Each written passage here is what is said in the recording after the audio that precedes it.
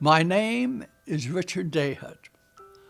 I was born in Brooklyn, New York on August 29th, 1924.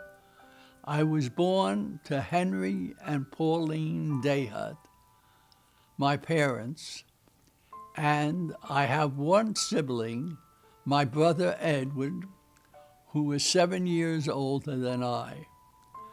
When I was 9 years old, my father passed away. He left very little insurance, and we had to move out of the apartment. And my mother opened a ladies' specialty shop. The shop was built by my father's brothers who were in the fixture business. I was born in 22, June the 9th, 1922. I was born in New York City. And I stayed there. The family stayed there for, I think, 4 years in a cold water flat. And then my dad left. He took the oldest, my brother, took him with him to Fresno, California, where my aunt lived, okay?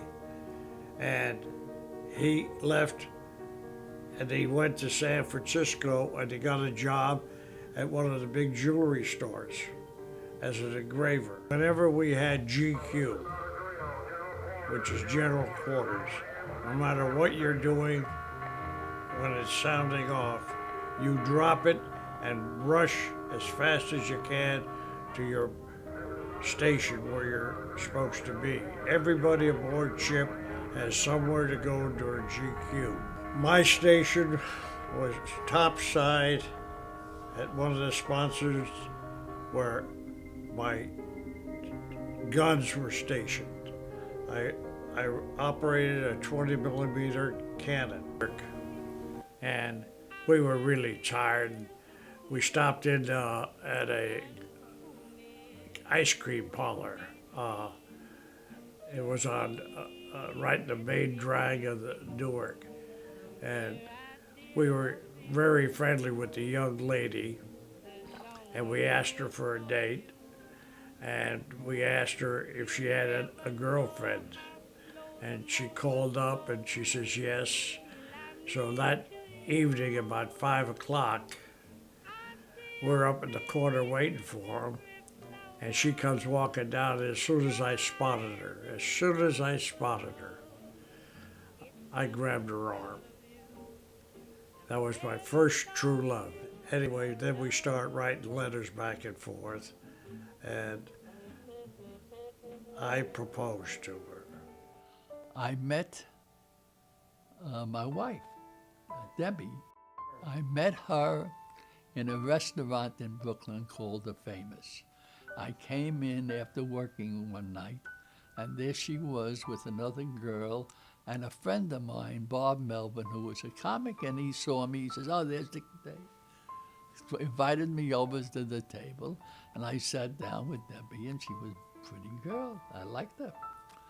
And I asked her, could I drive her home? She says, "No, thanks, I have a car."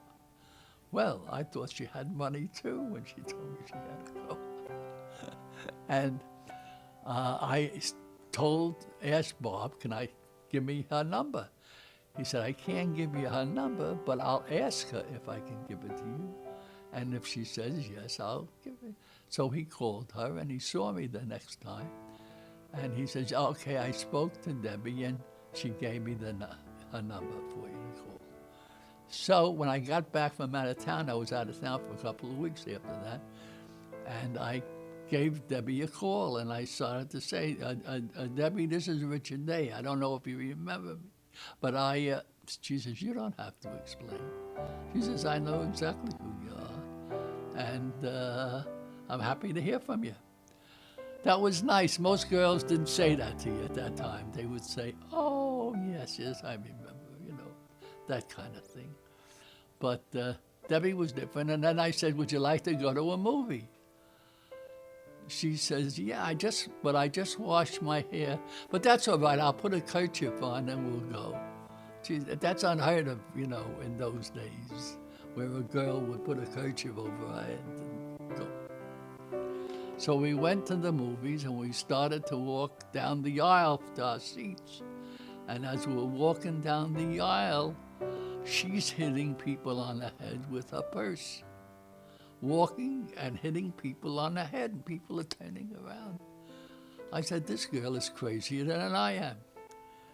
And then I said, would you like to, after the movie was over, I said, would you like to go have something to eat? She says, no thanks, I just had a banana. Well, that one knocked me out completely. And that's how it started. And then a year later, we were married.